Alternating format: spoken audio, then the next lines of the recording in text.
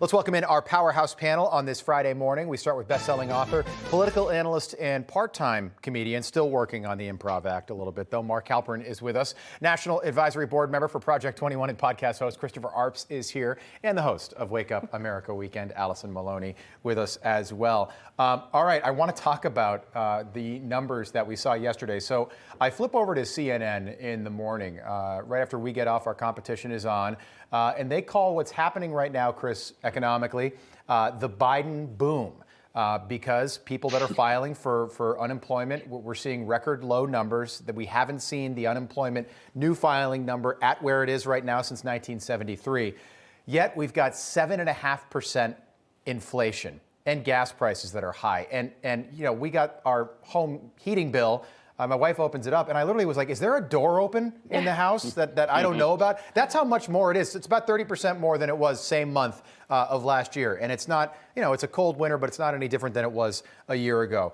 Chris, what do you make of the messages, the tale of two cities that the American people are hearing? The truth from us, the spin from places like CNN.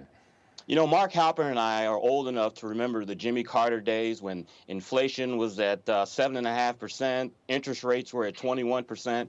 You know, I went back and did some research. It was very interesting. When Jimmy Carter first came into the presidency in 1977, inflation was at 7.5%. Wow. Right now, at the beginning of Joe Biden's presidency, it's at 7.5%. When Jimmy Carter left the presidency in 1980, it was at 13%. Wow. I don't see any changes to stem that, to stop that, and we could be heading to 13, 14% inflation because some of the research that I also saw that the reason why inflation spiked was because Jimmy Carter went on an ambitious spending plan. Does that sound familiar? That sounds, yeah. And yesterday we heard all of a sudden Build Back Better was back on the table. Mark, just to dovetail on what Chris said. So let's say Joe Biden's first day in office, Donald Trump's last day in office, January 20th. Inflation's at 1.4%. It's now 7.5%. That means it's got up 6.1% in less than 14 months, which is astounding. That's the highest and the fastest it's ever gone up that quickly. We can debate whether the fundamentals of the economy are strong. We can debate whether the Biden administration caused the inflation, or as the president argued to Lester Holt, that it's being caused by the pandemic and the supply chain. But what we can't debate and don't need to debate is, does the Biden team have a plan to deal with inflation? They don't seem to. Democrats on Capitol Hill don't have a unified position. That's what matters politically and substantively. Are they going to actually address inflation? The Fed will, but that's not going to happen fast enough or easily enough. So I just keep asking, what are they doing besides saying it's just sort of trying to wish it away and saying it's not going to continue?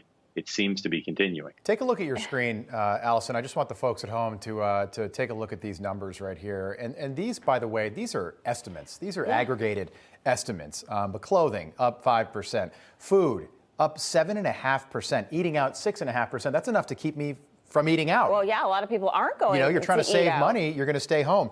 Allison, we haven't heard this term in a long time. Dick Morris brought it up on Newsmax yesterday. He wrote an article about this on Newsmax.com, something that this goes back, but it's the credibility gap. And the credibility gap is basically the difference between what the government is saying and what the public is actually seeing with their own eyes. Are we there again? Is there a credibility gap when it comes to what Joe Biden, what some of the other networks are telling the American people, and what's actually happening? Yeah, I mean, Joe Biden said yesterday that Americans should have peace of mind. And look at those numbers. There's no peace of mind. And this is affecting middle class people. This is affecting people who live paycheck to paycheck. And as Mark mentioned, he doesn't have a plan. I mean, Joe Manchin and other lawmakers said yesterday, look, President Biden, you need a plan. You got to get a hold of this. And it doesn't sound like he does at all. And Americans, look, we can't trust the government because of things that they said, you know, with COVID and masks and all of this. And now they're saying it's okay, but it's not when it's affecting everybody's, you know, pocketbook. And when you have a family, you know, it costs a lot to feed a family. And it's really, really impacting Americans all over the place. Yep, go ahead. I've got an inflation shock yesterday. I don't do the grocery shopping. That's one of the tasks that I hate. But my wife and I, she wanted to stop at McDonald's and get a Big Mac meal. It was $9. Mark wearing sweatpants? I'm coming back. I'll be right back. Chris, I'm with you. By the way, so the credibility gap, that dates back to the Vietnam War. It started with the Johnson administration, and they would tell the American people, you know, hey, We're winning the battle. We're going to liberate the South Vietnamese people. And people were seeing Americans, kids, coming home in body bags, and we've never recovered. That credibility gap is always there. It's at varying levels throughout the last 50 years, but it's still there, and it's back. People don't trust what the government is telling them. Think about COVID, for example. Joe Biden said during the campaign, Kamala Harris echoed this, that they will not take a Trump vaccine. Then they got into the White House. Not only did they both take it and get boosted, but they mandated that everybody else take it. Yeah. That's a credibility gap. Mark, you just did something. What'd you do? What did you do? I was going to the refrigerator. I want to show you a leftover falafel ball because we were all giving our examples of inflation. I want to show you the size of a falafel ball. I couldn't find it in time. Maybe at the 8 o'clock. It's a great tease. Guess how much the falafel balls now cost? Please. It used to cost 50 cents. Now they cost $1. That's Mark, not a 7% increase. I think about that every time I buy a falafel ball. I know. They're like this big. They cost and they're probably smaller. I know. Too. I know. Did we switch Mark's? Was he on the other side before too? Now he's over there. I'm looking at the screen. I think we were concerned what he was doing. All right, good stuff, panel. We'll see y'all in just a little bit. I do want to see that falafel ball if it hasn't been eaten by 8 o'clock. by Tune family. in, America. Guys, don't go anywhere at home. Falafel balls coming up. Possible somebody in the house ate them. Mark Halperin and falafel balls. What a tease that is. All right.